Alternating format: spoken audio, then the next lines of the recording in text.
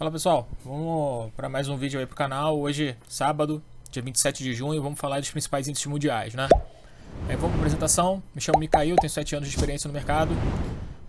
Minhas análises são baseadas em análise técnica clássica, tá? Eu disclaimer de sempre que esse canal tem propósito exclusivamente educacional. Não estou recomendando compra ou venda de nada. Simplesmente a gente faz o estudo em cima dos gráficos. Show?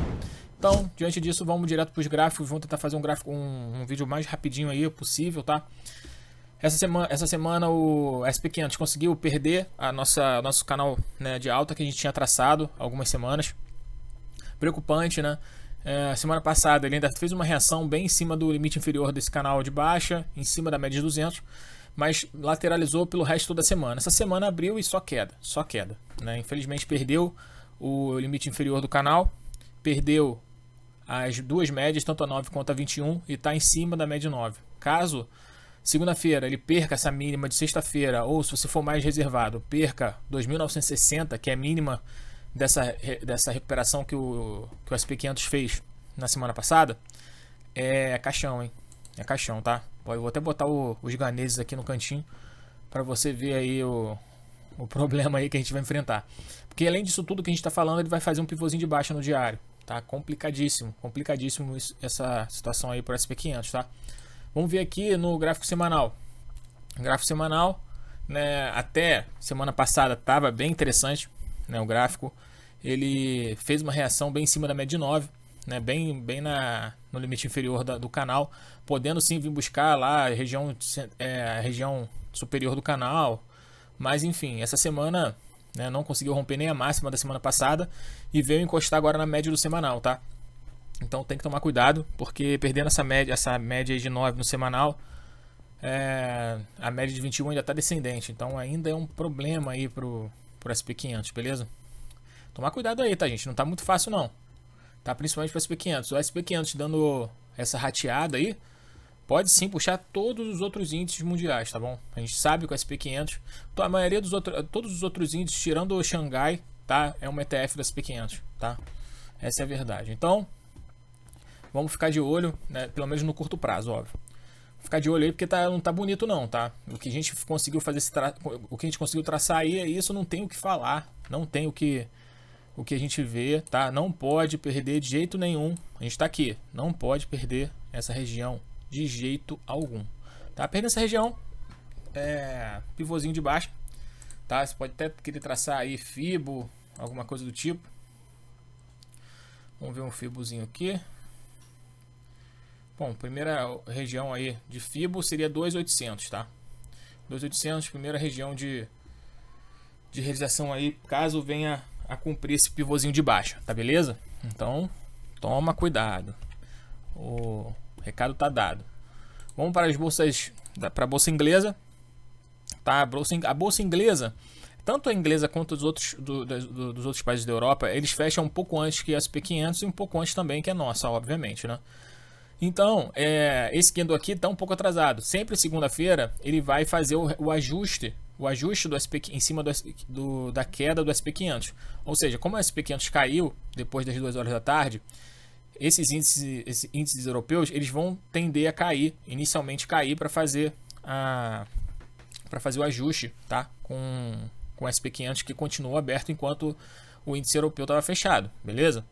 Então, aqui, mas independente disso, tá feio, tá? No gráfico diário, né? Até a semana passada ele estava bonito, acima das médias, né? Lateralizando para tentar fazer um rompimento com mais força, tentar fazer um pivôzinho de alto. O que aconteceu essa semana? Esse candle aqui, do dia 24, acabou com todos esses sonhos do que a gente está falando. Tentou ainda, né, fazer um martelinho em cima do canal do limite inferior do canal de alta, que a gente traçou aqui também no gráfico aqui do índice inglês. E ontem, né, fez um martelo invertido, ou seja, né, o mercado está indeciso mesmo, está indeciso, mas só que a gente sabe que depois das 2 horas da tarde ele tomou um rumo aí, né, principalmente falando em SP500. Então pode ser sim que ele venha perder essa região, e se perder essa região aqui, dá problema, hein? Dá problema, né? Eu não vou colocar de novo os ganeses aí para você, porque senão vai ficar repetitivo, mas realmente a gente vê mais um pivôzinho de baixa, tá? Em relação também ao índice inglês. E vamos ficar de olho, tá? Ficar de olho porque tá feio. Tá feio, a gente não pode perder essas regiões que a gente está falando aí na próxima semana. Pelo gráfico semanal, esse aqui chegou até a romper a máxima da semana passada, mas por pouquíssimos pontos e voltou a fazer, né, um candle vermelho e provavelmente perdendo essas duas médias aqui, tá? Se não fosse o fechamento antecipado aí que acontece na Europa, algumas horas antes, ele estaria abaixo dessa região das médias. Então, perdendo essa região aqui, que já tem a setinha, tá? Vou até colocar a setinha para cá. Perdendo, meu amigo, vamos tomar cuidado, tá? Vamos tomar cuidado porque o negócio fica um pouquinho feio. Vamos ver aqui, ó, de toda a retração, fazer um fibo de toda a queda. Ele não chegou nem em 61.8, né? Ele rompeu a de 50%, chegou a dar um leve toque aí próximo da 61.8, mas tinha uma resistência antes, né, que a gente marcou e perdeu força, né? Vamos ver, né? Vamos ver que deveria sim, semana que vem acontecer algo, né, desse tipo aqui, ó. Tá bom? Precisa, tá? Precisa pra gente entender, né, que o gráfico ele simplesmente fez isso. Tipo um Uzinho, tá? Então é importante a gente ter isso em mente, tá bom? Vamos ver se vem uma semana positiva. Se não, vai vir uma queda um pouco maior aí do que a gente estava esperando, tá beleza? No Ibov eu falei na sexta-feira, tá? Falei ontem sobre Ibov. Tá numa situação também bem parecida, beleza? Perdendo 93 mil pontos. De Ibov, 90 mil, próximo objetivo. Vamos para o índice alemão agora, direto pelo gráfico semanal, né? Acabou ficando aqui no gráfico semanal. Demonstrando um pouco de fraqueza, se segurou na média de 200, né? Mas o alemão é um índice europeu mais forte que tem. Então ele ainda está acima das médias, um pouco distante, né? A média de 200 ainda está abaixo do preço, pouca coisa, mas tá, provavelmente perdeu mesmo. Vai amanhecer perdendo, né, na segunda-feira. Mas, né, a gente sabe que o negócio não está muito fácil, né? Pelo gráfico aqui ainda tem espaço para ver uma queda até pelo semanal, né? Próximo aí de 11.300, tá? No gráfico alemão. Mas no diário, vamos dar uma olhadinha no diário aqui para ver como é que tá a situação. O diário tá pivôzinho também caracterizando quase um pivô de baixa. Só que o pivô de baixa, né, a gente tem dois pivôs de baixa aqui no gráfico alemão, tá? Tem um pivô de baixa que eu consigo ver no intraday, tá? Pelo intraday, o que a gente está conseguindo ver aqui, ó? Ele veio, tá? Fez uma alta aqui, aí caiu, aí fez uma alta, mais uma altinha, aí caiu um pouquinho, fez uma alta.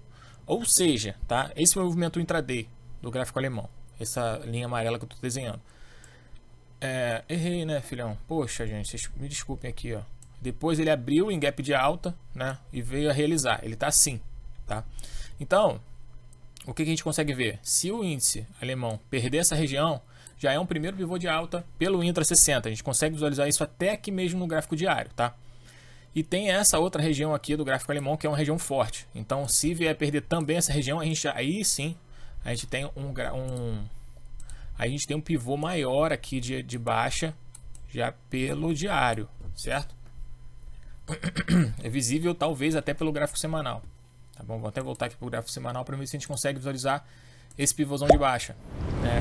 Pouca coisa porque foram 4 semanas bem voláteis, né? Então a gente não consegue ver 100%, mas no diário dá para ver muito bem isso. Então tem que tomar cuidado com o DAX também, tá? Com certeza, né? A gente precisa tomar cuidado. Vamos traçar aqui uma LTA, pelo menos essa LTA de curto prazo. Então tem uma linha passando, né? Até poderia fazer alguma coisa do tipo aqui também para ficar dar um pouco mais de espaço aí pro índice, né? Mas essa LTA aqui é bem importante, tá? Bem importante. Então vamos ficar de olho porque realmente não pode perder, né? E vai perder LTA e vai fazer pivô de baixa no gráfico diário mesmo, esse pivôzão de baixa. Então tomar cuidado, provavelmente, tá? O objetivo desse pivô de baixa é próximo dessa região aqui, 10.500, 11.000, tá bom? Então é uma queda expressiva aí para todos os índices. Vamos para o índice italiano. O italiano é um dos índices mais fracos que tem da Europa, né? Justamente pelo problema ter se iniciado por lá. E está bem parecido com o gráfico do Ibov, né? Nossa bolsa, né? A gente fez até umas comparações no início dessas análises que a gente andava fazendo. O que a gente consegue visualizar aqui? Vou até esticar mais essa região aqui que a gente já tinha esticado, a gente já colocado aqui que é uma região importante. Agora ainda mais importante porque vai ser caracterizado um pivô de baixa caso perca essa região e vai voltar para dentro da lateralização, tá? Uma lateralização, né? Uma lateralização bem difícil que teve aí a bolsa italiana, né? Então, perdendo essa região aqui que a gente está vendo que é de 18.300 inicial, de 18.300 pontos, pode sim voltar para os 16.000, 16.500 com facilidade, tá bom? Então, vamos tomar cuidado aí, porque graficamente não tá bonito. É o que eu falei, em todos os gráficos que eu tô comentando com vocês, se vocês querem ter um viés positivo, tem que ter uma virada mesmo de sentido na semana que vem. Fazendo essa virada, um candle forte de alta com volume, aí sim a gente pode se falar que foi uma lateralização muito longa para fazer um rompimento aqui dessa região, que seria uma região bem forte, tá? Então, precisa de um candle muito forte, mas o que a gente vê nos últimos dias e com as notícias que a gente está tendo aí da relação à segunda onda, não abertura do comércio como todo mundo estava esperando, a gente, né, acaba ficando com essa possibilidade, né, dos últimos candles aí, principalmente no gráfico de 60 minutos, que são candles expressivamente fortes, as quedas bem fortes, os volumes também fortes nos gráficos do Intra 60, tá bom? Então a gente começa a ter essa ideia a partir do gráfico de 60. Então a gente começa a traçar esse cenário, né? Vamos agora para Nikkei, o gráfico japonês, né, índice japonês. O Nikkei, ele nos últimos dias aqui parece um cemitério, né? O que tem de cruzinha aqui nesse gráfico não tá complicado. Então, o que significa todas essas cruzinhas que a gente está vendo aqui? Indecisão, cara. Ninguém sabe o que está querendo fazer aqui. Nem o preço sabe o que precisa fazer, né? Ele está perdido. Está na expectativa das outras economias. Não só a economia, só a economia japonesa não vai resolver todo o problema do mundo, né? Todas as economias têm que andar juntas. Então, isso que a gente consegue visualizar aqui no gráfico japonês. Era um dos gráficos mais fortes que tínhamos. Um gráfico que estava extremamente técnico, mas, né, esses últimos dias a gente viu um cemitério aqui, né, de cruzinha. Então, o que não pode acontecer no gráfico japonês? Vou até fazer uma setinha, né, de jeito nenhum perder essa região, tá? Perder essa região, pivôzinho de baixo. Temos aqui uma cunha, né? Se você esticar uma cunha para virar uma LTA, ele está passando bem agora na LTA. Vou tirar o limite superior da cunha aqui, porque vamos usar como LTA. Então, toda essa região aqui ele está se escorando por essa LTA. Então, já perdendo as médias, perdendo a LTA, perdendo a média de 200, fazendo pivô de baixa, meu amigo.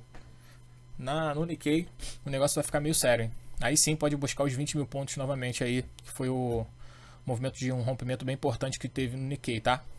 Tomar cuidado aí também. Agora a gente vai para o Hang Seng, que é o índice da China, né, que a gente selecionou aqui, de Hong Kong. E o índice de Hong Kong ainda está numa lateralização, um canal de alta um pouco com um ângulo um pouco menor do que dos outros países, tá? E ele tá um pouco, nesse caso aqui, ele ainda está um pouco mais positivo. Eu acho que teve feriado, se eu não me engano, teve feriado 26, 25 isso. Então, foi do dia 26, aí quinta-feira foi feriado. Então, teve um dia a menos aqui. Exatamente. Então, um gráfico aqui que a gente consegue visualizar. Eu consigo ver um pivô de baixa também. Um possível pivô de baixa, tá? Nesse caso aqui, ó. Pera aí. Pivôzinho de baixa aqui, ó. Tá aqui apontando para baixo. Mas o que tem em positivo aqui no gráfico de Hong Kong? Tem essa linha central do canal, tá? Que foi utilizada várias e várias vezes como suporte, tá? Aqui suporte, perdeu em gap, né? Suporte, aqui foi um suporte, né? E aqui suporte, e aqui suporte. Então eu tô vendo que teve vários toques. Então é uma linha central importante, tá? Ainda tem a média de 21. A gente está vendo aí bem próximo do suporte. Então é uma região que vai ter um pouco ainda de força, né, pro índice de Hong Kong, mas com todas as outras economias, né, fazendo pivô de baixa, eu acredito que Hong Kong também venha a fazer essa mesmo movimento, tá? Podendo buscar até o limite inferior aqui dessa LTA. Desse canal de alta, tá? Que é um canal de alta que tem um ângulo muito pequeno, né? Muito baixo. Normalmente canal de alta, quando a gente traça um canal de alta, vou pegar aqui o desenho do canal de alta, que eu sempre esqueço onde é que fica, né? Normal. E é sempre o último lugar que eu procuro, né? Incrível. Tá, mas eu vou botar aqui, olha. Vai ficar aqui, com certeza fica aqui. Oh, me caiu. Canal de alta, normalmente a gente consegue ver o que? Quando ele fica mais ou menos no movimento, pelo menos nesse ângulo, tá? Nesse ângulo para esse ângulo aqui. São ângulos um pouco maiores, né? Um pouco mais abertos. Esse ângulo aqui tá bem fechadinho, né? Então é quase uma lateralização. Então pode sim vir buscar o limite inferior aqui desse canal de alta, tá bom? caso as outras economias venham também a acontecer a mesma coisa. E como a gente sempre fala, vamos falar do petróleo também um pouquinho. Na semana passada, né, a gente teve a tentativa, eu tinha comentado, né, na semana passada que tínhamos essa possibilidade aqui do rompimento dessa região, tá, para fazer um pivôzão de alta e romper essa resistência de 44,80, que era uma resistência muito forte, tá, no petróleo, é uma resistência muito forte no petróleo Brent.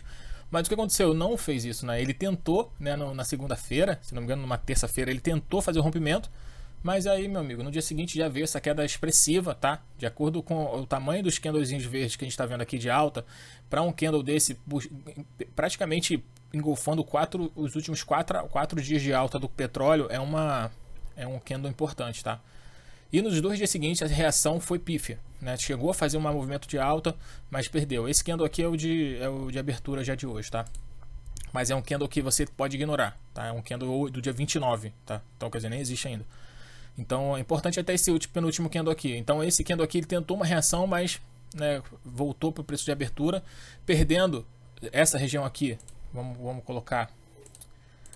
Perdendo essa região, começa a ficar complicado para o petróleo, tá? Começa a ficar complicado para o petróleo.